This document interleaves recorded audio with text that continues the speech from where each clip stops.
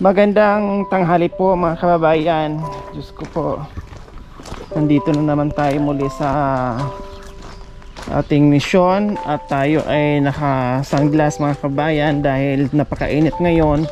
Tapos mamayang hapon, no, bubuos naman ang malakas na ulan. So ganyan po sa umaga, napakainit hanggang mga alas 3 yung init, napakasakit talaga sa balat. Tapos biglang ulan, delikado po sa atin mga kababayan. Kaya please, kayo ay lalabas ng bahay, no, wag kalimutan magdala ng payong at syempre tubig, magbaon talaga dahil maubusan ka talaga ng pawis, no, ma-dehydrate ka talaga mga kababayan. So meron itong nag-refer sa atin mga kababayan, no, dahil sabi ko nga yung mga nagre-refer sa atin unti-unti nating bawasan at pupuntahan. So ito po yung pupuntahan natin ngayon.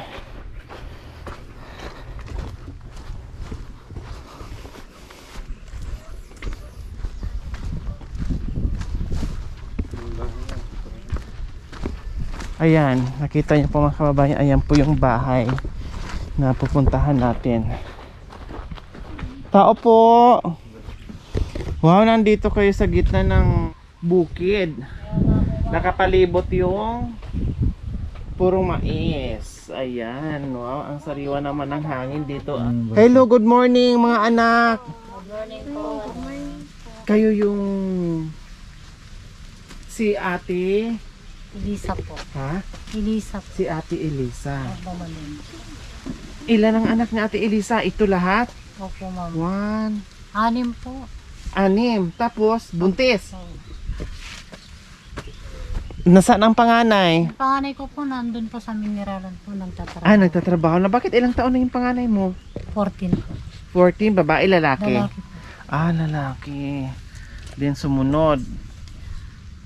Anong trabaho ni lakay mo? Nasa bukid po, extra lang po. Tulad ngayon, nasa bukid po. Ngayon nasa bukid siya Opo. ngayon. O Opo, bukod doon, ano pa ang ginagawang extra ni Mister? Minsan po, kinukuha po nilang magpapatubig sa Basta silid. kung anong klaseng trabaho dyan, basta Opo, kumita, madam. okay na yun. Ayun yung bunso mo. Opo, O ilang taon na yan? 2 po. 2 taon?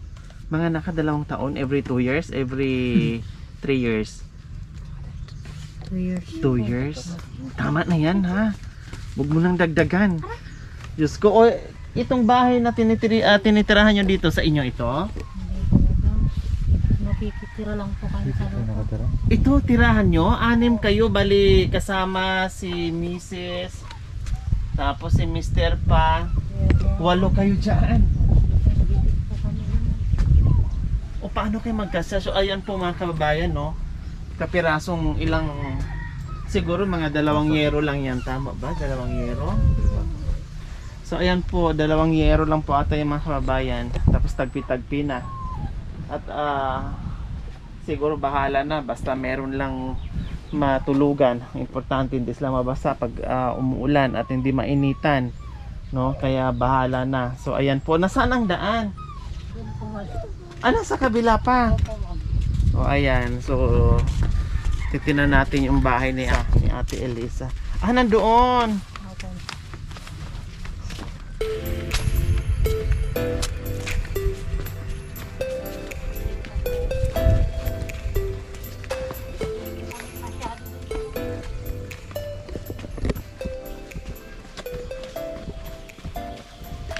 So ayan po mga kababayan. Ayan, nandiyan na lahat. Isang kwarto lang. 'Di ba? Isang kwarto lang. And then yung kusina nila nandito na sa labas. Nandiyan na. Pag malakas po yung ulan, nababasa po kami dito. Tapos tabing-tabing nila kumot. 'Di ba? Yung mga kawayan. Kaya sabi na ate pag oras ng tag-ulan ay talaga aanggihan sila diyan. Napakaliit talaga. Buti lang kahit paano, no, may lilim diyan pag oras na tag-init naman, may lilim diyan sa kanila dahil kung wala, napakainit ito, no. Oo po, ma'am. Kayo ano naman ang ginagawa niyo sa buhay? Dito lang sa loob ng bahay. Opo, ma'am. Nagbabantay Dito sa mga lang- bata. Opo, dito lang po ako. Ilang taon ka na ba, Ate Elisa? 31 po. 31 ka lang pala? Naku, ang laki pala ng tanda ko sa'yo. Medyo maaga ka siguro nag-asawa, no? 15 years old. Ay, kaya pala. Bakit napaaga yung pag... Sa hirap Asawa? ng buhay po, ma'am. Ay, Ha? madam. Sa hirap po ng buhay, madam. Walang ano. Sa hirap ng buhay kaya napaaga ang pag-asawa mo. Ilang taon na yung asawa mo, mister mo? Ano, 5 taon po yung agwat namin, madam. 15 ka nung 20 siya.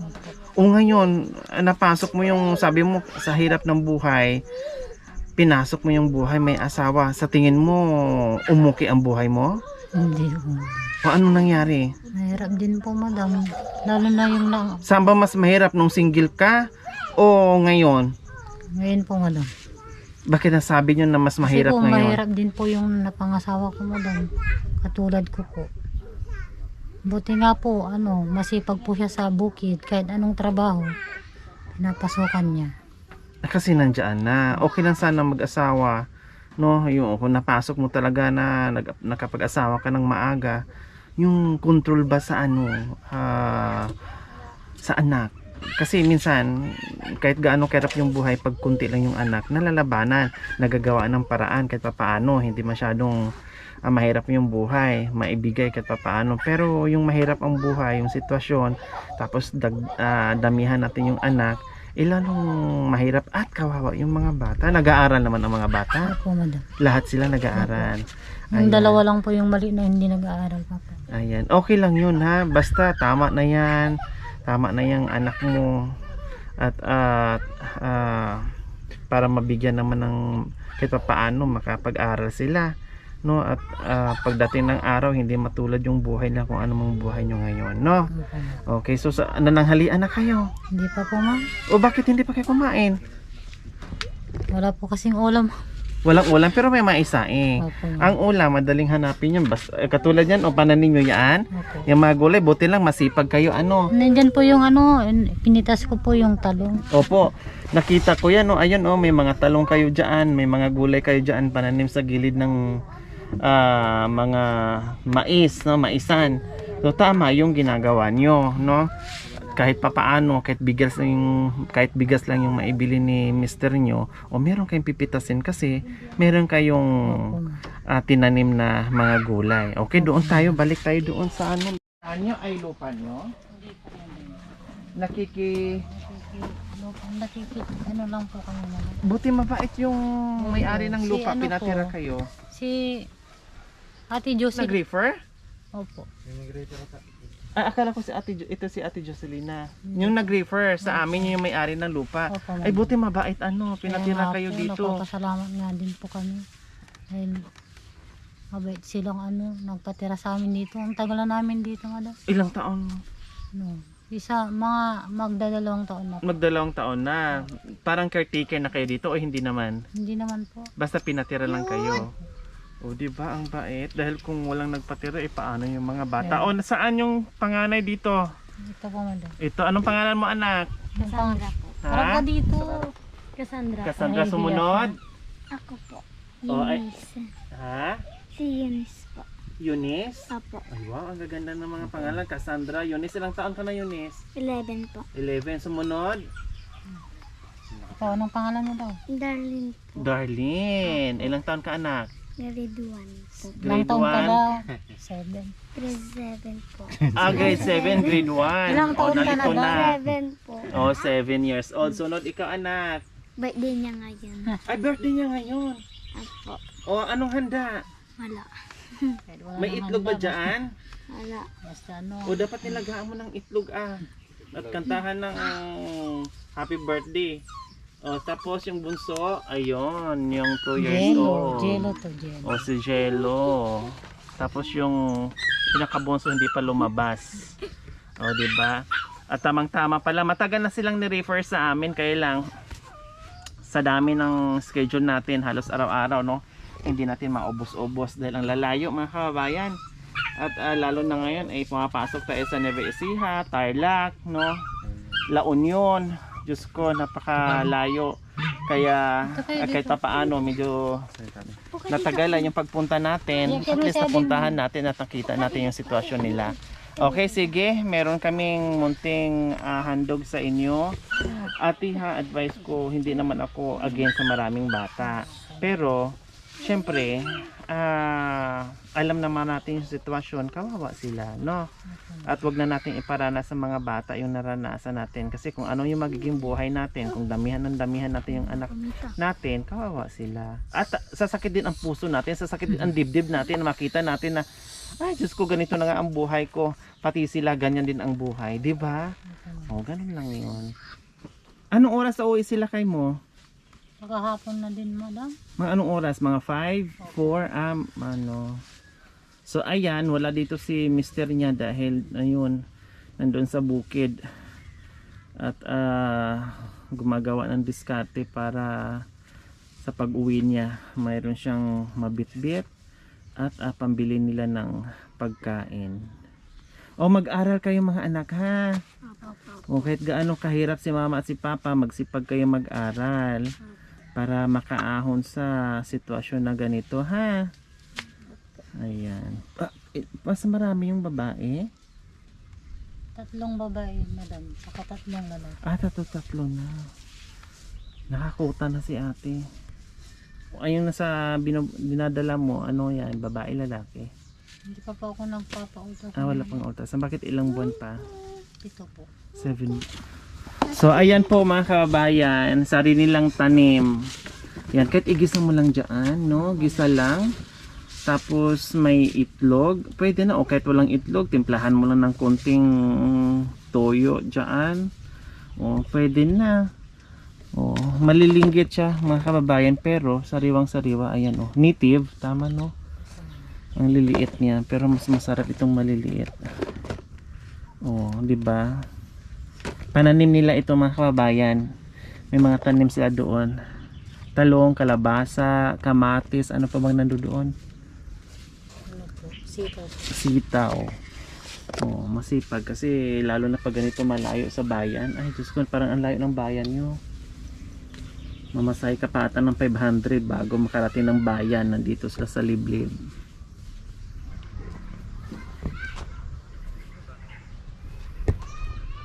So ayan mga kabayan, ito yung pananim nila. Ayan, may sitaw sila. Ayan, sitaw nila. Oh, hindi baling wala kang ulam, pitas ka lang dyan pag namungan na. So ito naman yung kanilang kalabasa. Wow, ang taba ng kalabasa nila mga kababayan. Ayan, tapos yung sili, wow, hitik sa bunga yung sili mga kababayan. O ayan ha, may mga sili. Ayan yung mga talong na pinagpipitasan kanina, hanggang doon ang dami niyan, talong, sili, ayan, tapos malunggay, and then yung papaya. O di ba? Nandiyan mga kababayan. At tapos yung kamatis. Napaligiran sila ng maisan. Ayan. Ikta-ektaryang maisan mga kababayan. So tingnan niyo po. Oh, di ba? So yan po mga kababayan.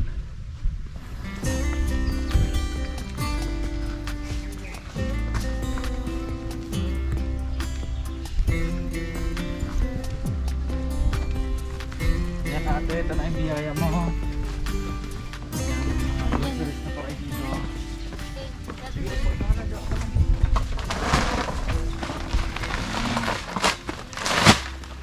So ayan, ate, sabi mo kanina wala kang ulam, o meron na tayo dyan assorted groceries natin. O tamang tama, meron kang talong, pwede mong itorta o igisa, o may itlog na. O tapos yung ating mga dilata dyan, no, yung mga instant noodles, kape, gatas, at pagkain ng mga bata. Meron pang mga biscuit dyan. O habang magluluto kayo mamaya, o kumain muna kayo. Ibigay ni Ading. Thank you po. Anak, so ayan. Anong lulutuin mo mamaya ngay? Tutorta po kami, madam. Magtorta ng Talong po. ha? Talong. Ang talong ni Mister, tortahin mo na mamaya ha. Para hindi na masundan. So ayan, hindi lang yan, bukod sa groceries at bigas natin, syempre meron ka pa pambili ng ulam. Ha, bumili ka ng masarap na ulam, Ate Elisa. Maraming salamat po, madam, sa tulong niyo po sa amin. Para kahit papaano makatikim yung mga bata. Alam kong madalas silang ulam bagoong, kamatis. Oh, yung gulay masarap yan, masustansya yon, walang problema. Pero syempre pag mga bata, gusto din nila na ibang ulam, karne. O bumili kayo ng karne mamaya. No, at kahit paminsan-minsan matikman mo lang sa mga bata. Okay, so syempre magpapasalamat tayo sa walang sawang pagmamahal sa atin, no? Yung ating mga sponsors, subscribers, followers, YouTube members, no, viewers, commentators, sa lahat po na walang sawang pagmamahal niyo po sa aking munting adikain, na tayo ay tuloy-tuloy at lalong lumawak at ang layo na ating narating kung saan-saan na tayo dahil sa inyong pagmamahal at suporta na nandiyadyaan, na nakikiisa po kayo sa araw-araw naming ginagawa. Maraming salamat po talaga sa inyo. Tuas puso po ako nagpapasalamat at ang buong team sa suporta na binibigay nyo po sa tiwalang pinagkaloob nyo po sa amin. Okay? So, syempre, maraming salamat po sa walang sawang pagmamahal na nagpapaabot. Marikit Piniola Vlog. Meron itong YouTube channel, mga kababayan. Please, bisitahin po natin at susuportahan po natin. Marikit Piniola Vlog. And Ma'am Hadel Salmo from UK. Ma'am Terry Shuttle Washington. At sa ating silent sponsor. Maraming salamat po sa inyong ginito ang puso. Nawa ipagpalain pa tayo ng Panginoong Diyos sa araw-araw.